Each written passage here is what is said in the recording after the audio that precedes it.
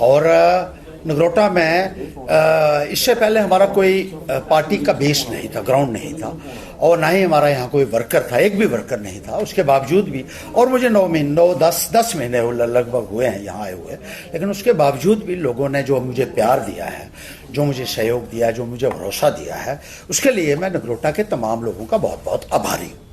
और मुबारकबाद भी दूंगा, जो बच्ची जीती है उनको बहुत बहुत बधाई है, और उम्मीद रखता हूँ बहुत काम करेंगी, वो आने वाले वक्त में खूब डटकर काम करेंगी। तो मेरी लड़ाई जो है वो किसी उम्मीदवार के साथ नहीं थी, मेरी लड़ाई तो सरकारों के साथ थी। 2 सरकारें, एक केंद्र सरकार, एक जम्मू कश्मीर की सरकार। एक सरकार को तो मैंने हरा दिया, जिसके चीफ मिनिस्टर भी आए, डिप्टी चीफ मिनिस्टर भी आए, MLAs भी आए, एक स्पीकर साहब नहीं आए थे, बाकी तो सब आए। और बीजेपी के 28 MLA थे, वो सारे के सारे लोगों के दरवाजे पर जाकर जो है लोगों के पांव पकड़ रहे थे, जिन MLAs ने कभी नगरोटा का शायद दौरा भी नहीं किया होगा अपने पूरी लाइफ में, वो भी मैंने लोगों के दरवाजे तक पहुंचा दिए वोट मांगने के लिए। ये पावर है पैंथर्स की। 28 MLA और 4 मेंबर पार्लियामेंट, एक केंद्रीय मंत्री घर घर जाकर लोगों से वोट की भीख मांग रहे थे। ये है पावर, ये हमारे लोगों ने करके दिखाया है। DDC इनके वो सब चल रहे हैं। पैसा, शराब, कितनी शराब हमने पकड़ी इनकी, मनी पावर, मसल पावर, सबका इस्तेमाल। ये कहा जा रहा है कि 30 करोड़ रुपए के करीब भारतीय जनता पार्टी ने खर्चा किया, लेकिन हम खाली हाथ चल रहे थे। मुझे गाड़ियां भी लोगों ने दी, पेट्रोल भी लोगों ने डलवाया, और 3-4 लाख रुपया जो मुझे दिया है वो भी अभी पड़ा हुआ है, उसमें से अभी पेमेंट मैंने कहीं नहीं की है। तो आप देख लीजिए, इसके बावजूद भी 18,000 वोट मुझे मिला है। ये इलेक्शन जो है ये दर्शाती है कि पैंथर जीती है, नगरोटा हारी नहीं, जीती है। घुटनों के बल 2 सरकारों को हमने लाया यहाँ, ये हमारी सबसे बड़ी जीत, हमारे साथियों की जीत है। और मैं इसके लिए तमाम साथियों का बहुत बहुत शुक्रिया अदा करता हूँ, क्योंकि भूखे बेचारे, उनको खाने को जो था रोटी भी नहीं थी, लेकिन उसके बावजूद खाली पेट भागते रहे, और जो प्यार और विश्वास उन्होंने मुझे दिया है उसके लिए मैं उनका सदैव आभारी हूँ, और उनके साथ हमेशा खड़ा रहूँगा। और भारतीय जनता पार्टी के जो लोग थे, MLAs थे, आपने देखा होगा कि ज़्यादा कोशिश वो कर रहे थे जो ताज़े भारतीय जनता पार्टी में शामिल हुए हैं। जो दूसरी पार्टियों में थे पहले, माल खूब इकट्ठा किया, जिन पार्टियों ने उनको नाम दिया, पहचान दी, उनको दौलत्ती मारी उन्होंने, और जाके भारतीय जनता पार्टी कदमों में लेट गई। और भारतीय जनता पार्टी ने उनकी जिम्मेदारी लगाई थी कि आप जाइए और जितना पैसा लगता है वो लगाइए, और किसी न किसी तरीके से भारतीय जनता पार्टी के कैंडिडेट को विजयी बनाइए। उनकी जीत नहीं है, उनकी हार हुई है। अरे जो पहले कहीं लोगों ने जिनकी शक्लें नहीं देखी थी, हर्षदेव की है और पैंथर है, जिसने उन लोगों को भी लोगों के दरवाजों तक पहुंचाया, धूल चिटाई है, घुटनों के ऊपर लाया। इसका श्रेय मैं नगरोटा के लोगों को देना चाहता हूँ। जो बुद्धिजीवी थे मेरे साथ चले, जो पढ़े लिखे लोग थे वो मेरे साथ चले, जो सूझबूझ रखने वाले लोग थे वो मेरे साथ चले, और जो नौजवान तबका था उन्होंने बहुत सहयोग मुझे दिया। बाकियों ने भी जिसने दिया है उसका मैं बहुत आभारी हूँ, और उनके साथ आने वाले वक्त में मैं बिल्कुल डटा रहूँगा। इसके साथ ही एक और कि वो लेफ्टिनेंट गवर्नर के बारे में ये कहा जा रहा था कि बीजेपी कैंडिडेट कह रही थी कि उन्होंने पहले ही आश्वासन दे दिया था। उन्होंने कहा कि टिकट भी वो कहती थी वहाँ जाके लोगों के बीच में कि मुझे टिकट भी गवर्नर ने दिलवाई है और मेरी मदद करने का आश्वासन भी दिया है। और ये साबित भी हो जाता है, क्योंकि 1 साल पहले ही उस लड़की को 2 एस्कॉर्ट मिले और कोई पुलिस के 15 सिपाही उसको दिए गए। वो पंच भी नहीं थी, कोई सरकारी रुतबा नहीं, इसके बावजूद भी। और वो जो गाड़ियां दी उसका खर्चा किस खाते में डाला गया है ये मैं पूछना चाहूँगा, क्योंकि if you are not occupying any position in the government you have no right to draw money out of the public exchequer. सरकारी खजाने से, टैक्स पेयर मनी से लोगों का पैसा आपने दिया वहाँ 15 लोगों को तनख्वाह देने के लिए, और जिसके साथ लगाया उसको वो तो पंच भी नहीं थी उस वक्त। तो आप इसको कैसे जस्टिफाई करेंगे?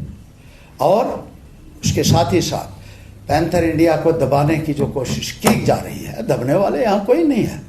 हमारा दफ्तर छीन लिया और जो बीजेपी के साथ अलाइड पार्टीज थी, अपनी पार्टी या पीपल्स कॉन्फ्रेंस या डीपीएपी, उनको दफ्तर यहाँ भी और कश्मीर में भी दफ्तर, हालांकि वो अनरिकॉग्नाइज्ड पॉलिटिकल पार्टीज हैं। हमारी रिकॉग्नाइज्ड पॉलिटिकल पार्टी है जम्मू में, ये पैंथर रिकॉग्नाइज्ड पॉलिटिकल पार्टी है, recognised by the election commission of India. उनको रिकॉग्निशन नहीं मिली है, लेकिन उनको दफ्तर यहाँ भी और वहाँ भी, और हमारा छीन लिया गया हमसे। ये है पैंथर की पावर। अरे इतना डरते हो तो गवर्नर साहब, जो आपके दौर में हुआ है उसका भी तो हिसाब किताब कोई ना कोई लेगा। ये डरते होंगे एनसी वाले, कांग्रेस वाले, बीजेपी वाले जिन्होंने चोरियां की हैं।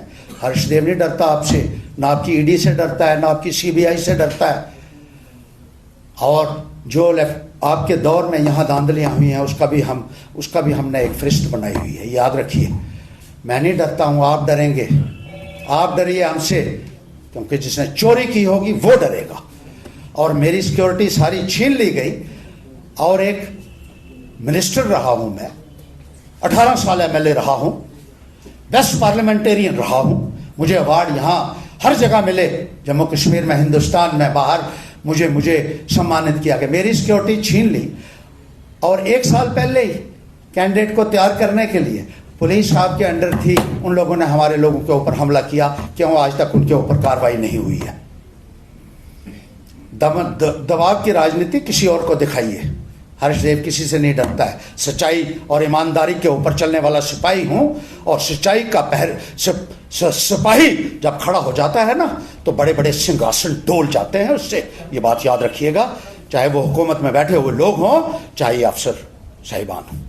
हर जी एक सवाल रहेगा। बड़गाम में नेशनल कॉन्फ्रेंस को मात देने वाली पीडीपी और नेशनल कॉन्फ्रेंस को ही मात देने वाली स्पाई पोल्स में नगरोटा कॉन्स्टिट्यूंसी से आप बिल्कुल देखिए, जो बेईमानी करेगा उसको सिला तो मिलेगा।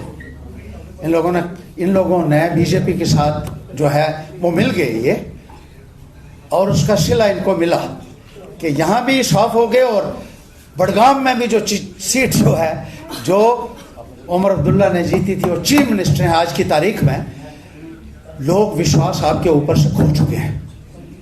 क्या आपको अब सत्ता में रहने का अधिकार है? सिंह साहब, मेरा सवाल है कि आपकी कर्म भूमि उधमपुर थी, उसके बावजूद आप जहां नगरोटा में लड़े और 18,000 की जो है भारी जीत।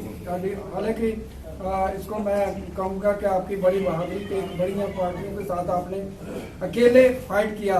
क्या कहेंगे इसके ऊपर आप? देखिए बिल्कुल मैं यही कह रहा हूँ कि पूरी जो है हमने फाइट किया। और जैसे मैंने कहा कि पूरा निजाम एक तरफ और हमारे चंद साथी बेचारे एक तरफ था, कुछ नहीं। एक हिम्मत थी, एक हौसला था, एक जज्बा था। उस जज्बे के साथ हम लड़े, और ये जज्बा हमेशा बरकरार रहेगा। एक इलेक्शन कमीशन के जिस तरह से आपने कहा है कि बहुत सारी शराब पकड़ी गई, पैसे पकड़े गए, हर चीज पकड़ी गई, इलेक्शन कमीशन के ऊपर क्या सवाल करेंगे? इसी के साथ मेरा सवाल है, वो तो ऐसी होगा, जो आवाज उठाया FIR के ऊपर लगेगी ना। अब पुलिस जो है वो लेफ्टिनेंट गवर्नर के पास है।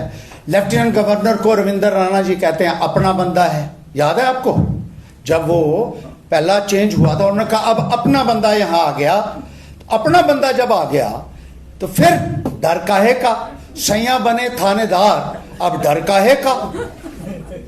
तो डट के करो, पुलिस का इस्तेमाल करो, हमारे बंदों को मरवाओ, किडनैप कराओ और हमारे ऊपर ही केस डाल दो। ये बहुत अच्छी बात है। लेकिन मैं भी कानून याफ्ता आदमी हूं, एक एक को मैंने कटघरे में नहीं ना खड़ा किया।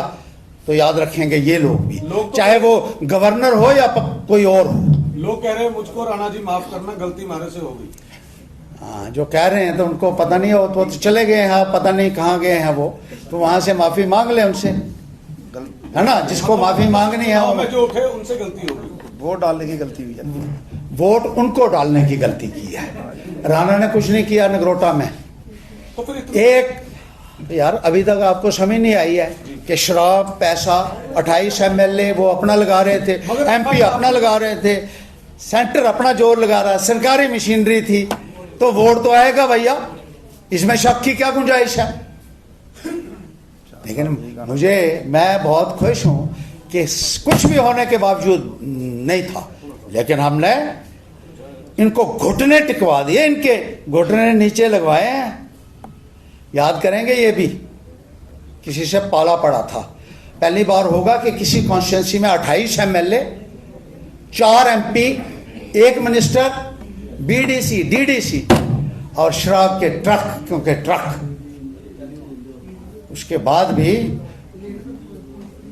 इनको तो क्या कहते हैं, चने चबाने जो हैं, नाकों चने चबाए हैं, नाकों चने चबाए हैं। इनको पता हर्षदेव आ जाएगा ना, ये भिड्ड ही सारे मुन्नियां ले जाना इन्हें असेंबली 28 जड़ियां हैं, पता है नहीं, पूरा जोर लाया, इन्ना अपनी इलेक्शन जिन्हें लाया जिन्हें लाया, हर्षदेव पहुंच गया ना, त्रंबड़ भी चला नहीं पता, इस करीब जो लाया है ना, पर मैं खड़ा मुझे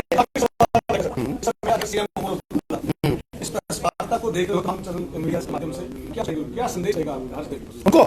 अरे कोई ना कोई तो स्टैंड रखो मेरे भाई, पुराने दोस्त हो मेरे। मैं क्या कहूँगा, मैंने एक बार पहले भी कहा था कि मैं नेक सलाह देता हूँ सबको। क्या जरूरत थी पंगा लेने की? यहाँ बड़गाम भी हार गए भैया, क्या इज्जत रह गई? चीफ मिनिस्टर बने हो और अपने घर से हार गए, अब तुम्हारा लोग इस्तीफा नहीं मांगेंगे क्या? लोगों को मिल गया मौका, आप रेजिग्नेशन मांग रहे हो, कुछ तो सीखो। जैसे परिवार से हो, लेकिन एक अलग चीज है, सीखो। अब सामने कहा था हर्षदेव से जरूर सीखना, जब मुझे गोल्ड मेडल दिया था, लेकिन सीखा नहीं कुछ। ये जो है जितने MLA एक बार जो नए बने थे 2014 में 55 MLA, उस वक्त सरकार ने एक ऑर्डर निकाला था कि सारे हर्षदेव से जाकर जो है वो ट्रेनिंग देंगे इनको इम्पा में। 55 MLA को ट्रेनिंग देने के लिए मेरी ड्यूटी लगी थी और सरकारी ऑर्डर, गवर्नमेंट ऑर्डर हुआ था कि हर्षदेव इनको सिखाएंगे। इन्होंने सीखा कुछ नहीं है, इन्होंने वही सीखा, शराब बांटो, पैसा बांटो, और लोगों को बेचारों को जिस तरीके से मिसलीड करके, गुमराह करके उनसे वोट हासिल कर रहे हैं, मुझे बहुत अफसोस भी होता है किसी वक्त। लेकिन अब निज़ाम ऐसा है, आने वाले वक्त में लोगों को जो है वो जागरूकता आ रही है आने वाले वक्त में, और जब जागरूकता आएगी तो इनको पकड़ के क्या क्या इनके साथ सलूक करेंगे लोग, ये तो ऊपर वाला ही